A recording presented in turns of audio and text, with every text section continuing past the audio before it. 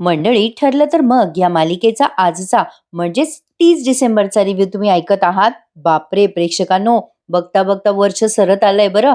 आणि मालिकेमध्ये बरेच अपडेट पण झाले आहेत. आता आजच्या भागात तुम्हाला कळणार आहे की हा सचिन आहे ना, तो बँक करप्ट आहे आणि इथे भारतात पळून आलाय तिथे कर्ज करून. सायली सुमन बद्दल बोलत असते अर्जुनशी. सुरुवातीला आपण बघत आहोत, सायली सांगत असते अर्जुनला, अहो यांना सुमन काकूंना ना खूप कसं तरी होत होतं, वाईट वाटत होतं, कुठल्या बायकोला आवडेल म्हणा असं नवऱ्यावर लक्ष ठेवणं वगैरे. मलाही वाईट वाटत होतं त्यांना हे सांगताना, पण काय करणार, नागराज काका हे असं वागताय त्यामुळे नाईलाज आहे ना आपला. आता सायली बोलते, पण नेहमीप्रमाणे अर्जुनचं काही लक्ष नाहीये, कारण तो सध्या या सचिन प्रकरणामुळे जरा डिस्टर्ब आहे. त्याच्या डोळ्यासमोर सारखा सचिनचा चेहरा येतोय. आता अचानक अर्जुन बोलून जातो. आधी तर तो मनातल्या मनात बोलतो, अस्मिताईचा नवरा पण हे सगळं चुकीचं वागतोय आणि अस्मिताई हेच फेस करतीये. आणि आता एकदम बोलून जातो तो, अस्मिताताईनी तर, असं तो मोठ्याने बोलून जातो. मग सायली म्हणते, काय हो अस्मिताताई नेहमी काय? अर्जुन म्हणतो, अगं नाही सायली, ऍक्च्युली अस्मिताताई नेहमीच म्हणत असते की जो पुरुष बायकोला फसवतो तो पुरुष म्हणून घेण्याच्या लायकीचाच नाहीये. आणि सायली, मला पण तेच वाटतंय. आता सायली म्हणते, पण अस्मिताताई भाग्यवान आहेत ना? अर्जुन म्हणतो, हो हो आहे खरी, पण आयुष्यात कधी काय होईल ना सायली, ते काही सांगता येत नाही. आता जेव्हा अर्जुन असं बोलतो तेव्हा सायलीला असं वाटते तो कॅज्युअली बोलतोय. सायली म्हणते, हो हे तर तुमचं खरं आहे. आपण आयुष्यात बरेच चढ उतार पाहिलेत नाही, कधी कधी तर आपल्याला माहित नव्हतं की पुढे काय घडणार आहे.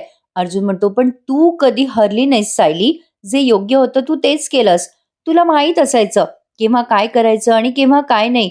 या बाबतीमध्ये मला सगळंच कळतं असं नाहीये सायली.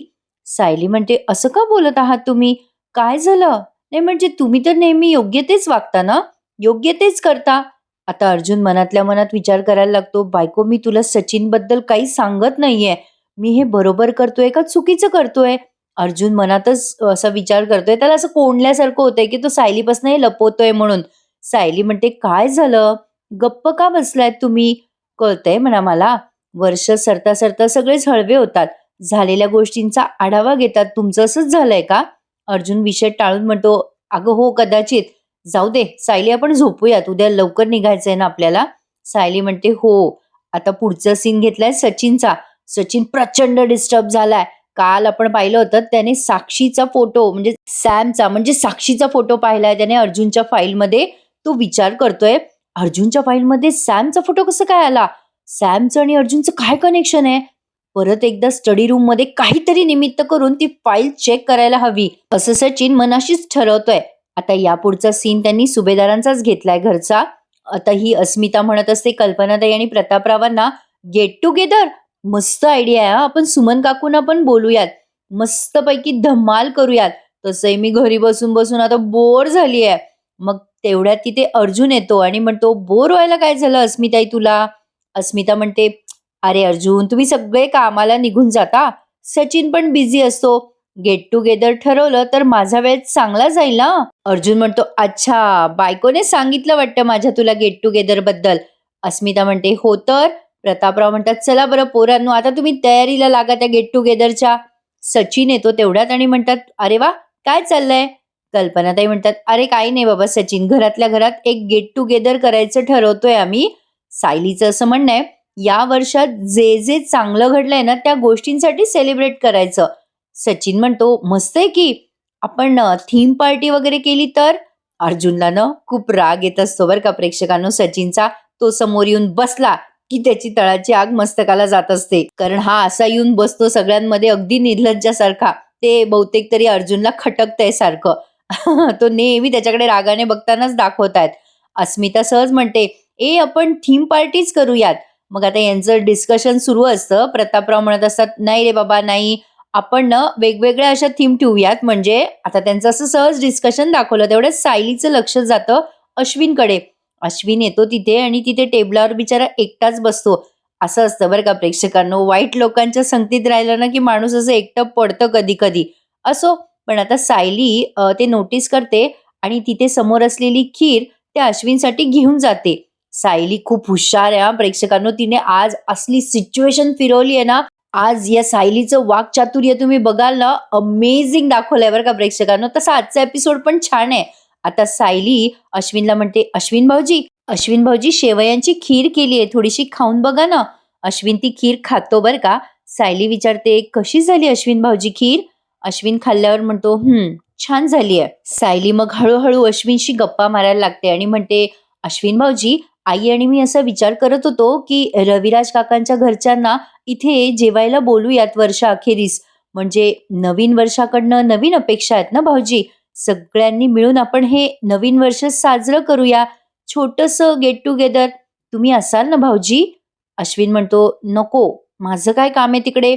सायली म्हणते, असं कसं अश्विन भाऊजी? घरातले सगळेजण असणार तिथे, पूर्णाजी पण असणार आहेत. सगळ्यात चांगल्या गोष्टी साजरा करायचं ठरवलंय. मग मनातली आडी काढायची हीच वेळ आहे ना अश्विन भाऊजी. तुम्ही नसलात तर वाईट वाटेल ना सगळ्यांना. आणि अस्मिताताईंना जेव्हा आपण सरप्राईज दिलं होतं तेव्हा पण तुम्ही मागचं सगळं विसरून आमच्यासोबत मिक्स झाला होतात ना. आपण एकत्र पार्टी साजरी केली होती तेव्हा. आईंच्या डोळ्यात पाणी आलं होतं तेव्हा अश्विन भाऊजी. आईंना तो आनंद तुम्ही पुन्हा देणार ना. आणि माझ्यासाठी नाही, पण आई बाबा, पूर्णाजी, या सगळ्यांसाठी या ना. अश्विन आता काही सेकंड विचार करून म्हणतो, ठीक आहे, येईल मी. सायली आता खुश होते आणि मग हळूच म्हणते, अश्विन भाऊजी, मला खरं तर तुमच्याशी बोलायचं होतं. खरं तर आम्हा दोघांशी, म्हणजे आमच्या दोघांनाच तुमच्याशी बोलायचंय. एक महत्वाचं काम होतं. अश्विन म्हणतो, कशाबद्दल महत्वाचं काम आहे? आता फक्त अश्विन अर्जुनकडे बघताना दाखवलंय आणि अर्जुन लांबून बघतो सायलीला अश्विनशी बोलताना. अर्जुनच्या लक्षात येतं की सायली नक्कीच अश्विनशी त्या बाबतीत बोलली असावी.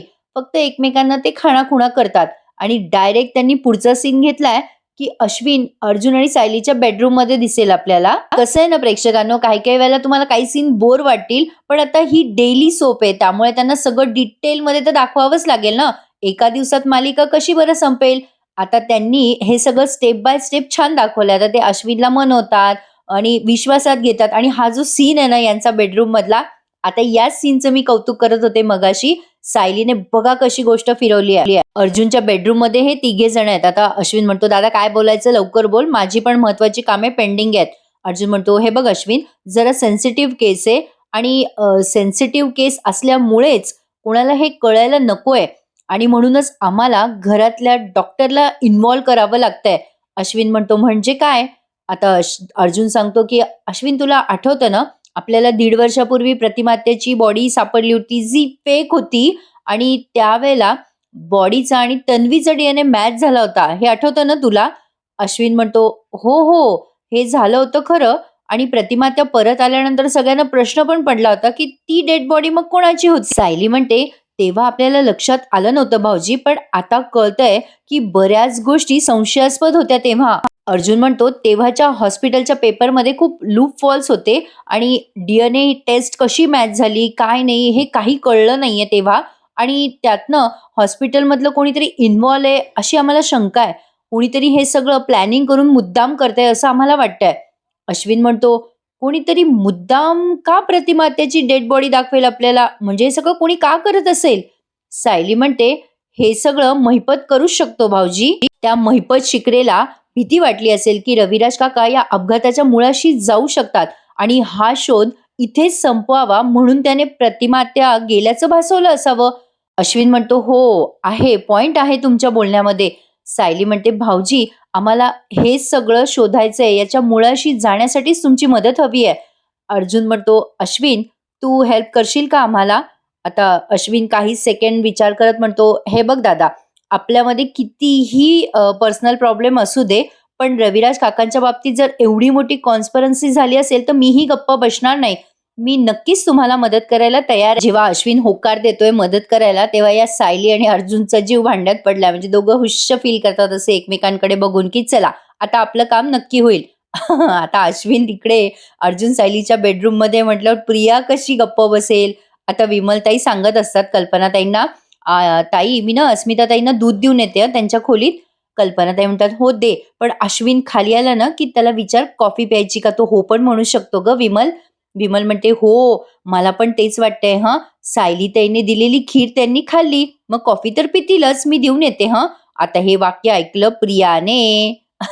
प्रियाचे कान भलते तिखट आहेत. प्रिया विचार करायला लागते, अरे या अश्विनने सायलीच्या आजची खीर खाल्ली. आणि तो वर आहे म्हणजे? तो अर्जुनच्या खोलीत आहे का काय? अरे बापरे! या भावा-भावांचं जमायला लागलं का काय? प्रियाला आता भीती वाटायला लागली ना. प्रिया आता तिकडे लगेच मांजरीसारखी अशी हळूच दबक्या पावलाने वर जायला लागते बरं का जिन्यावर. कल्पनाताई आणि विमल तिथून निघून गेलेल्या आहेत. प्रिया अशी हळू पायऱ्या चढायला लागते अर्जुनच्या रूममध्ये जाण्यासाठी.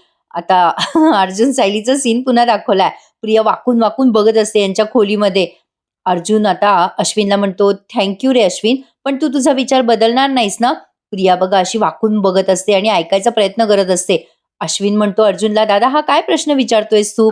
प्रिया हे काय बोलतायत तिघजण हे ऐकायचा प्रयत्न करत असते आणि विचार करत असते, "अरे, तिघं काय एवढं सीरियस बोलताय? माझ्याबद्दल असेल का?" आता अश्विन म्हणतो अर्जुनला, "तुम्ही दोघं जरी विसरलात तरी मी विसरलो नाहीये, की मीही या घराचा एक भाग आहे." अरे यार, हा असा काय टोमणा मारतो अश्विन? उलट हे अर्जुन आणि सायलीच त्याला नेहमी पार्टिसिपेट करत असतात. म्हणजे सहभाग घेण्यासाठी उत्स्फूर्त करतात, की "ये बाबा आमच्यामध्ये." पण हाच लांब-लांब पळतो. पण असो, आता सायलीचं लक्ष पण बरोबर तिखट दाखवलंय बरं का. सायलीला बघितलंय. प्रिया तिथे कान टवकारून ऐकते. सायली म्हणते, "एक मिनिट मी दार लावून येते." अश्विन म्हणतो, "कशाला दार लावतेस वहिनी?" आता सायली म्हणते, "या गोष्टी घरातल्या कोणालाही कळायला नको. आई इथून जाता-जाता ऐकलं त्यांनी तर?" असं म्हणते सायली आणि मुद्दाम दरवाजा लावून घेते. आता सायलीने पाहिलेलं असतं बरं का प्रियाला.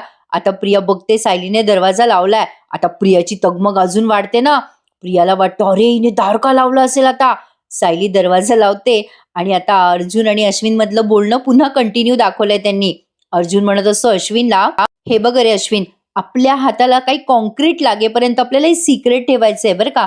आणि मम्मा, डॅड, अस्मिताई यांना कोणाला हे कळता कामा नये. म्हणजे उगाच त्यांना टेन्शन नको यायला ना." आता अश्विन म्हणतो, "ठीक आहे." आता अर्जुन पटकन बोलून जातो आणि तन्वीला सुद्धा नको सांगूस हं. आता लगेच अश्विनचा इमानदार नवरा जागा होतो बरं का. अश्विन म्हणतो, "का? तन्वीला का नाही सांगायचं?" "नाही दादा, मॉम डॅड डिस्टर्ब होतील हे मी समजू शकतो. पण मी माझ्या बायकोपासनं हे सगळं का लपवायचं?" आता अर्जुन डायरेक्टच बोलतो. अर्जुन म्हणतो, "हे बघ अश्विन, मला असं वाटतंय की हे सगळं बाहेरच्या कोणाला कळायला नको. हे आपल्यातच ठेवलेलं बरं, बाहेरच्या लोकांना कळता कामा नये." लगेच अश्विन म्हणतो, "अच्छा, म्हणजे माझी बायको सगळ्यांना बाहेर जाऊन सांगेल असं वाटतं का तुला?" लगेच हा चिडला बरं का अश्विन आणि म्हणतो कसा, "नाही, तुमच्याशी कितीही चांगलं वागलं, कितीही तुमची मदत केली तरी तुम्ही वाकड्यातच शिरता. तन्वीचं आणि तुमचं किती वैर आहे मला सतत दाखवून देता ना तुम्ही."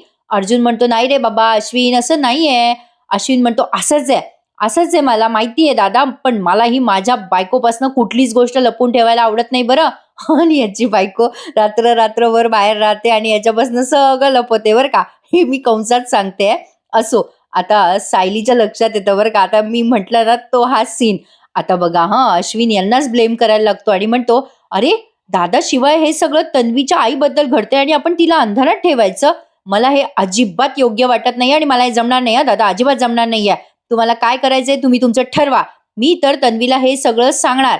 तुम्हाला वाटत असेल मी तुमची मदत करावी तर मी तन्वीला सांगणार."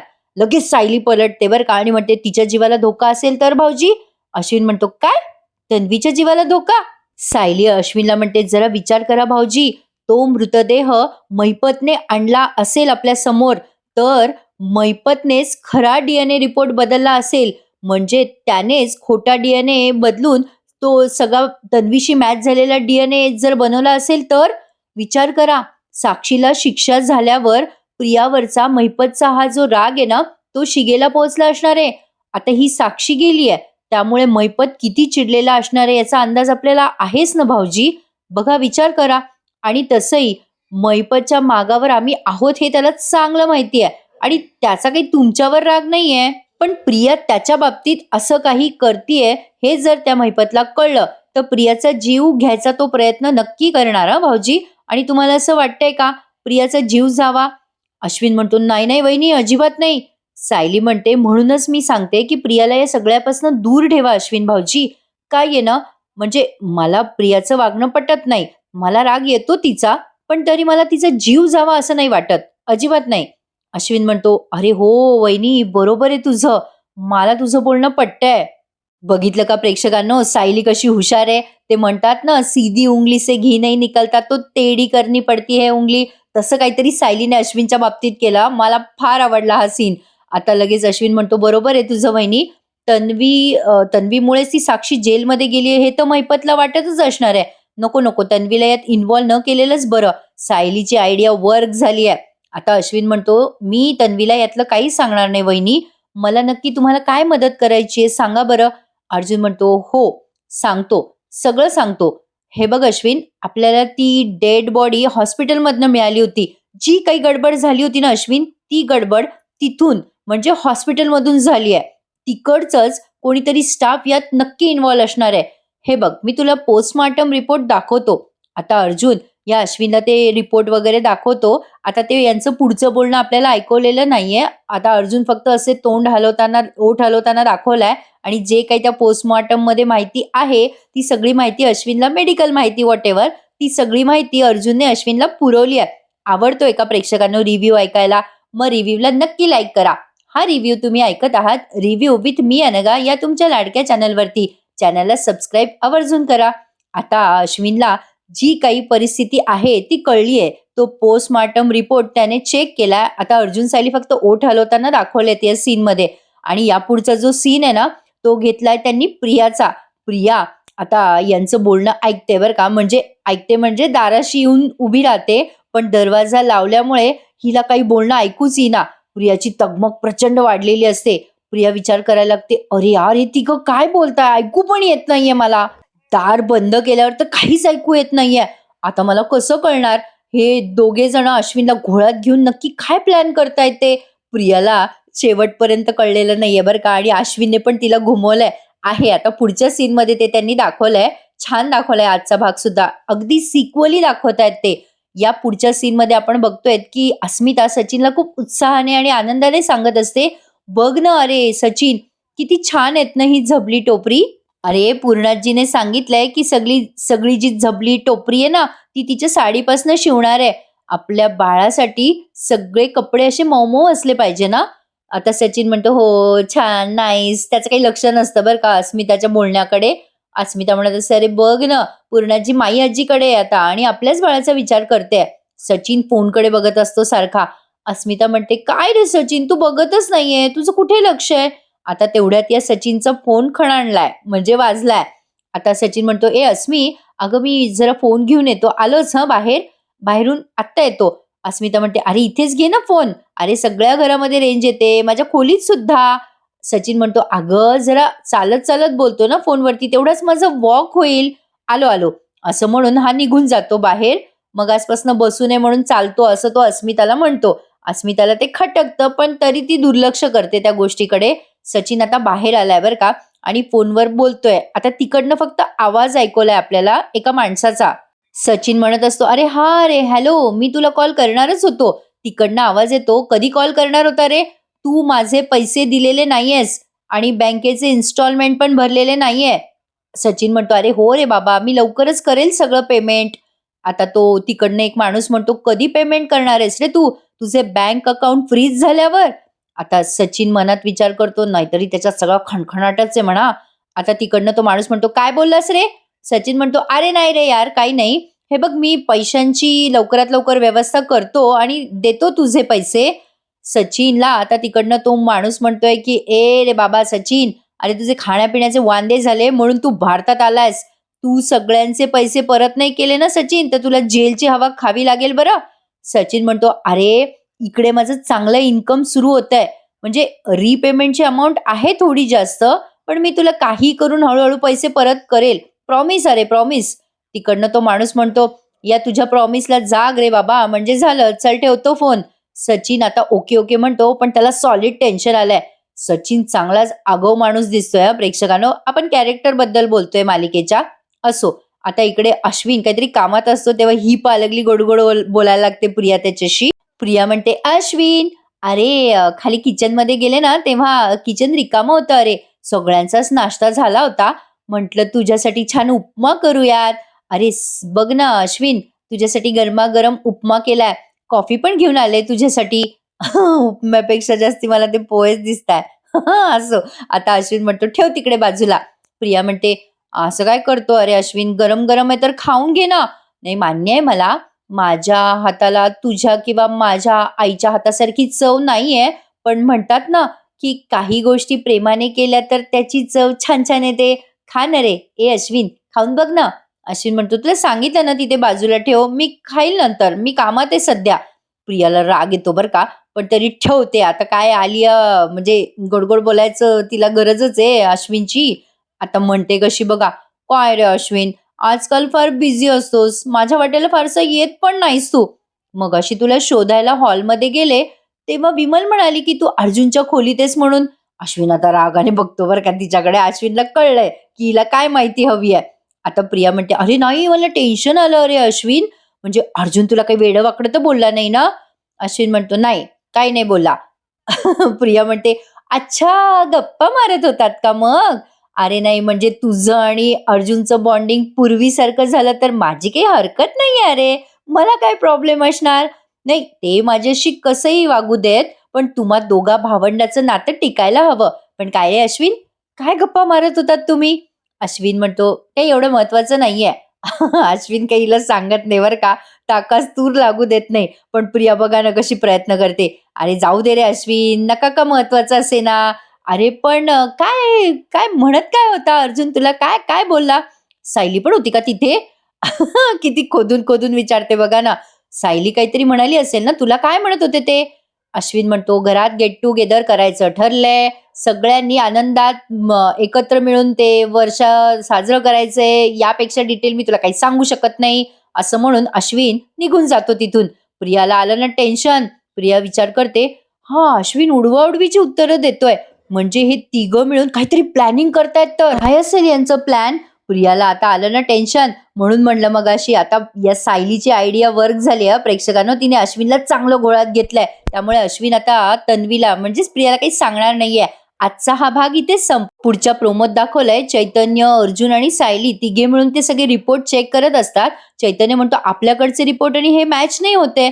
आता सायली म्हणते, "अहो इथे गोंधळच गोंधळ आहे." अर्जुन म्हणतो, "हो ना, बघ की एंट्री पण मॅच नाही होते. हे सगळं खूप प्लॅनिंग करून केलंय सायली. आपल्याला त्या मॉर्जमध्ये जावंच लागेल, म्हणजे ते जिथे प्रेतं असतात ना तिथे."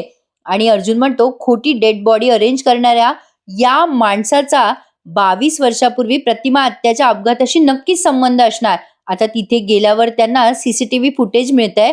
त्यामध्ये नागराज यांना स्पष्टपणे दिसतो बरं का प्रेक्षकांनो. अश्विन पण तिथेच आहे आणि ते फुटेज पाहिल्यावरती आता बऱ्याच गोष्टी क्लिअर होणार आहेत. आता तरी नागराजचं सत्य समोर आलं पाहिजे प्रेक्षकांनो, असं वाटतंय तर खरी. बघूयात काय काय घडतंय मालिकेमध्ये. आजचा रिव्ह्यू आवडला ना? यानंतरचा लग्नानंतर होईलच प्रेम या मालिकेचा रिव्ह्यू आपल्या मी अनघा माझी आवडती सिरियलवर नक्की एन्जॉय करा.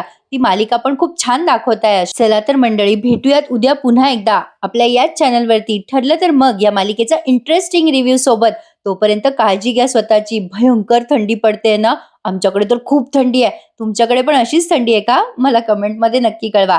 भेटूयात मंडळी, काळजी घ्या स्वतःची. धन्यवाद.